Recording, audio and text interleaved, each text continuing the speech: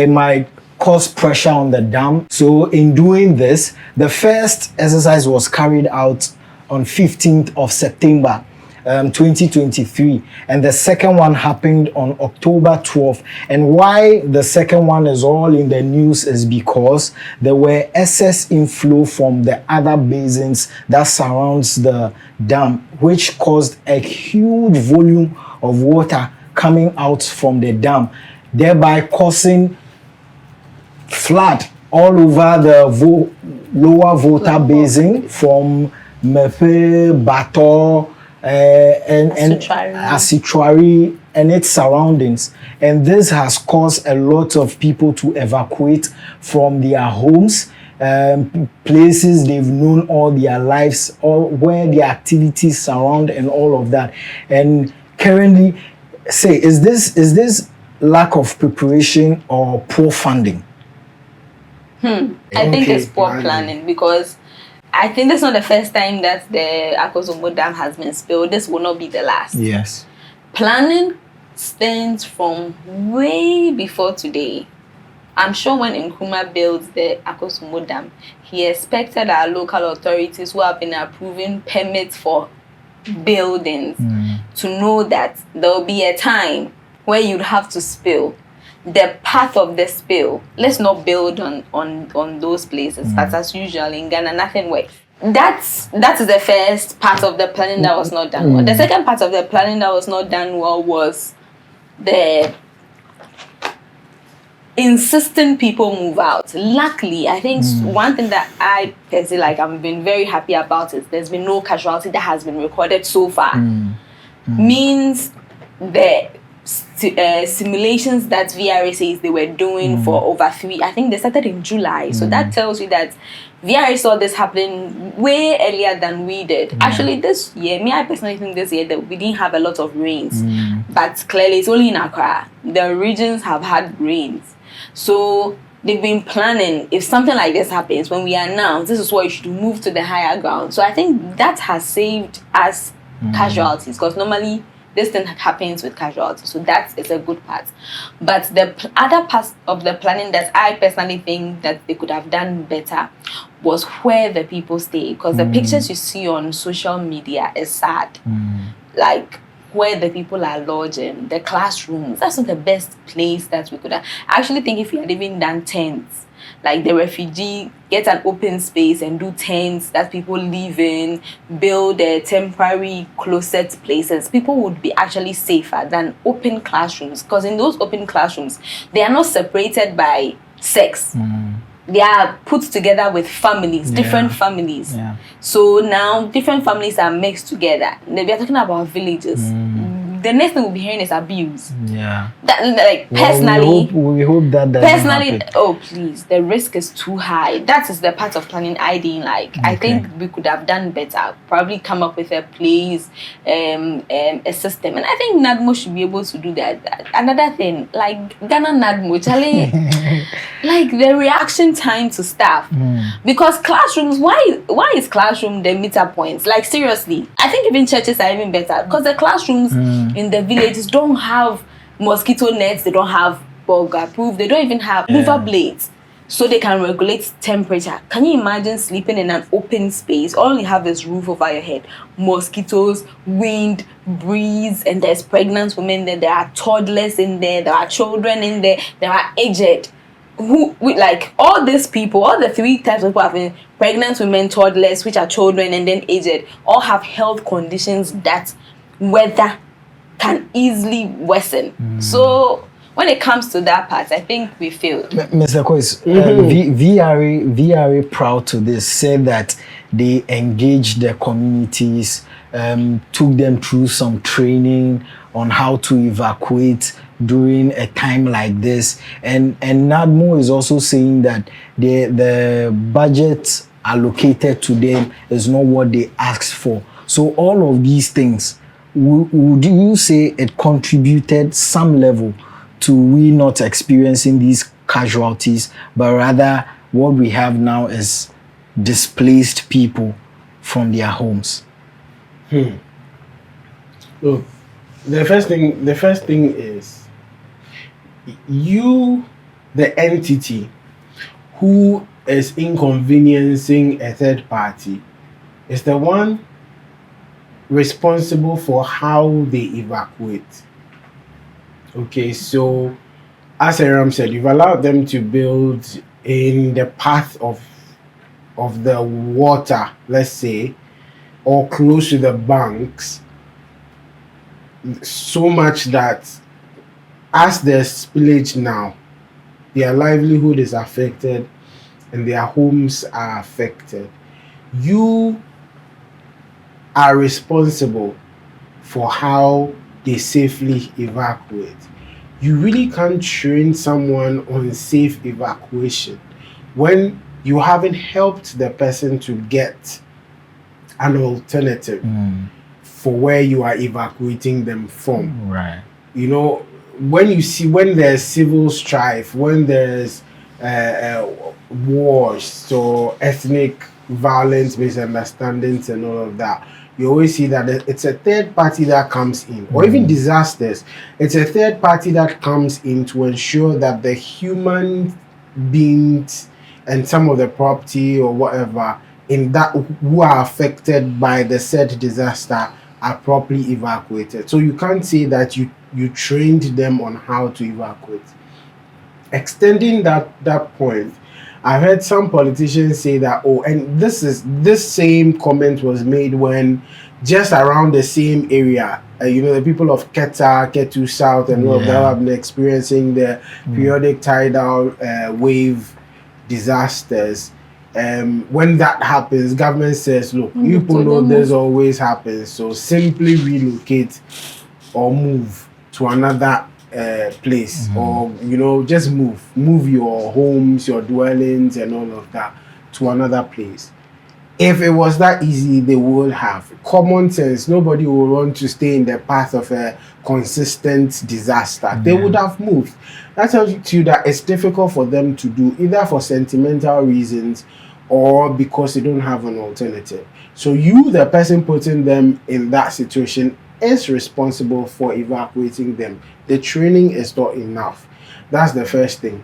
Now, funding from NADMO, like when disasters happen, they call NADMO. I just think in my head, like when NADMO mentioned NADMO, like, oh snap, like people are going to die and people are not going to have enough. Like when I just hear NADMO, I hear inadequacy, insufficiency, like just suffering.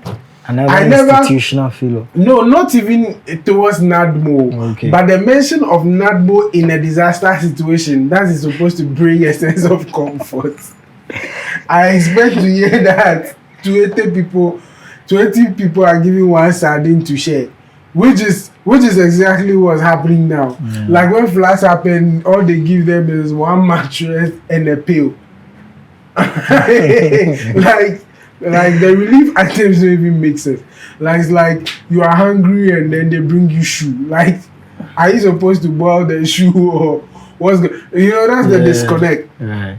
And it's been like that all through the years. And so in this case, I'm not surprised that they said the budget they presented is not what they are giving. That's why that has always been a problem. That's my point I'm trying to make in a funny and fancy way. That whenever I hear NADMO in the disaster situation, I know insufficiency is the next line in that sentence. Because they never seem to have enough to. We are not saying that reinstate them or restitute them in a comfortable manner. But in terms of disaster, that's not the aim. The aim is to make sure that people are able to live decently, because that's why there's a lot of emotional attachment to disasters, because you realize that people's lives move from being humane to inhumane sometimes. So NADMO comes there to bridge that gap so that they have a certain semblance of humanity, even in their predicament. And most of the time that doesn't happen. So I'm not surprised that they will say they didn't get the budget they wanted. And this is where like corporate institutions come in. This is where individuals come in for their social responsibility and all of that.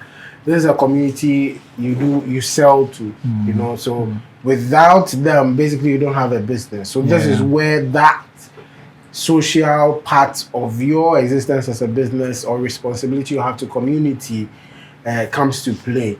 However, let's not take the responsibility from VR and the government who did a planned spillage. So if you are planning, if you are spilling per plan, then the plan should be exhausted, so that you know that the people we are going to affect with this spillage, this is how we are making my question is accommodations for them. Yes, like we've been spilling dam like for a very long time. I think they say it's pure, like it's far wide and far in between, in the sense that the last time they spilled was a decade ago. No, that's what I'm saying. Like it's been a very it's happened before, right? So there should be learnings. Why are we still spilling dam in today's age when there is there's technology? How you know? So is it so please, the people who are watching and who are engineers, is it that we don't have any other way to use this excess water in any way to be economical or beneficial to this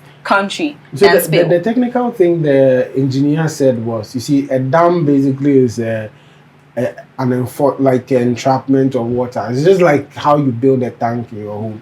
So even tanks, after when it experiences some pressure and it's not in a very good standing, it cracks or it just breaks. So that's exactly the same thing. Once the water level rises, and the difference is it's very marginal. Once it rises to a certain level, you risk the dam collapsing. And this is the biggest man-made lake in the world. Like when they were giving us the what's the name? The figurative picture of how much water is in the Volta Lake. They said it can supply 2 sachets of pure water to the global population. Everybody in the world can get 44 years. Yes, Every can day get 2 sachets water from the dam for over 40 years every day, for over 40 years. If you are filling tankers with the water, it's enough to line up from here to the moon and back. Wow. If that dam breaks, half or all of the Volta region that's near the coast and Tema will be swept into the sea, will go underwater. That's the imminent disaster we are sitting on. So that's why, you can't do a lot of experiments with what to use the water for and all of that. However, you see, this is an epitome of a society that does not learn. So even if you do this almost every decade, the first time you did it, you have to learn something that ensures that you start even moving the people who will be affected, who are or along the channel of a spillage. You start evacuating them. 10 years, you would have properly resettled them. One. Number two, you would have learned that, okay, if we are doing this again, then this is the most practical way of ensuring that lives are not affected. It doesn't seem that like we learned those lessons but to be fair, well enough. To be fair, no, once they have to spill, lives will be affected. Because imagine building your house.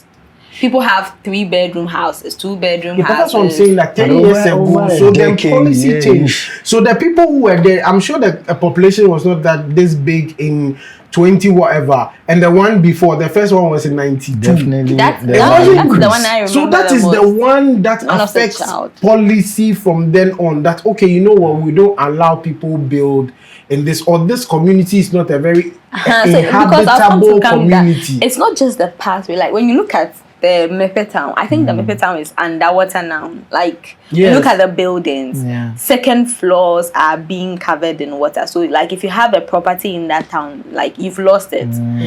Because even when the water recedes, which I'm not too sure, because from what I have seen in Keta, and a water body will form. Water bodies form. So you drive. That's why people say Keta is surrounded by water. The sea is here. There's a little pathway for cars to pass, then there's a lagoon, then there's another. That's it, because There's it some will other parts, all then never Volta goes River. away. So people's houses would have been lost in this. So people's properties are gone. So it's either the policy to say this town does not exist.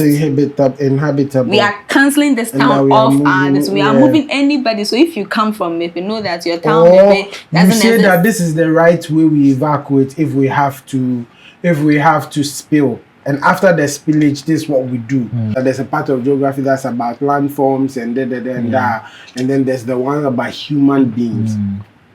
Sometimes when you have to look at every decision you make in lines of what's the monetary value, then you will miss it, because you see maybe the economic activity in that place, so it's not even worth it. How about the cultural significance of the place? How about the ethnic significance of the place? How about historic significance of the place? Sometimes that's why you need to protect, spend more money to protect like a community. Not because protecting it means you are protecting resources, monetary resources, but because the resources go far beyond monetary basis. So then the other learnings would be that, okay, when we spill, how do we protect the lives and the livelihoods? And then after the spillage, how do we ensure that the place is still inhabitable? There are countries where they've built. There was this footage. I don't know what country was. That's Italy, where there's a whole highway through a mountain. They've dug. So you're not maybe going on top of the mountain or saying we'll go around there or finding they created a cave under the mountain, which is now even a tourist whatever. So that's how a very savvy community. You see, I don't get that sense. Like year on year, government on government, we are not getting that sense of application of knowledge, scientific application of things. The Asians are doing it. India is even learning lessons from the past and doing like groundbreaking things. Last time they told us that India is doing kidney transplants with pig kidneys. So they are basically growing piggeries only for kidney transplants. Like that's that's what you want your country to, the vibe your country to be giving you. So we have no excuse. You've done it 3 times in the history or more of this country. As you are doing it today, the effects shouldn't be the same. Either you've evacuated people or stopped people from building there or staying there, or you found a way of doing it so that life can, return to normal. Sauce and Pepper, we don't only talk about the issues, but we offer alternatives as well. And I believe you guys flogged that one very well. But the president also made a statement. And I want us to go into that statement. I think everybody here, and I hope you take the message all across, North Tongu, South Tongu, Central Tongu, that when these things happen and government acts, politics does not come into the matter at all. When I took the oath of office as president, I took the oath of office as president of every single individual in Ghana. And whether they voted for me or not, once I have taken the oath, I am the president of all the people. So, Tobe, you and your elders, I want the people here, you, beginning with you and the elders, to understand that when something like this happens and government acts, government is acting for Ghanaians, all Ghanaians. I came here because Ghanaians are having difficulties and are suffering. And it is my responsibility to try and help. Because if it's a question of counting who votes for me and who doesn't vote for me, I shouldn't be here, because you don't vote for me. But that is not my concern. And in any event, one day you will vote for me and my party. So Tommy, I came here this afternoon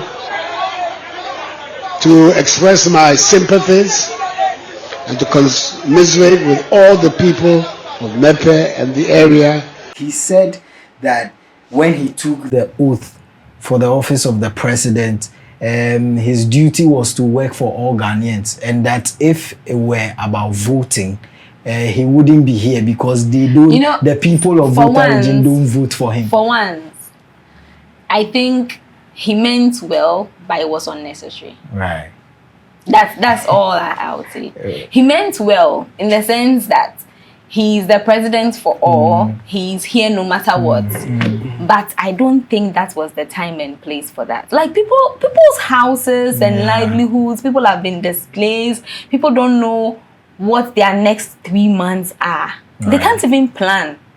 So that's what the times come and be saying that I'm president for all, and even though you guys don't vote for me because I took an oath, I'm still your president, so I'll look after you. I think it was unnecessary. Seriously. Mr. Kwes, many believe that was very irresponsible of the president. Oh, Adodi. Like, you see, it's not even only in government, but in some companies, businesses, one of the departments that people don't respect so much is reputation management, PR, communications, and all of that. Like, it's so important, so much that it literally affects people's perception about you, right? And perception is everything. Right. Perception, whether you are the president or company, an individual, perception is everything. You might say that he meant it as a joke. However, it was a distasteful joke. Like, that is not the time and the place to make that comment. And out of all the jokes you are supposed to tell, why do you want to remind people that, you know what, you don't vote for me? So like really, if I'm supposed to think about that, then I wouldn't be here, or then you don't deserve my visitation at this particular point. If you ask the question, what do you mean? If that statement is followed by what do you mean, he will struggle to respond in a very cogent manner, and that's why you don't make such comments in the first place. I'm not surprised, because I've come to expect it of Nanado. Like, I've come to expect it of Nanado that he will make some of his postures, some of the things he said in the past done. I wasn't surprised. Yes, I was, how will I say? I was sad that he actually said that, but I'm not surprised that he said that. So, because he's not the only one from his party who said that. Even Napo, what's his name? What's his name? Matthew Opoku Prempeh said the same thing about the idea of building a sea defense wall for the people of Keta and Ketu South when the thing was happening.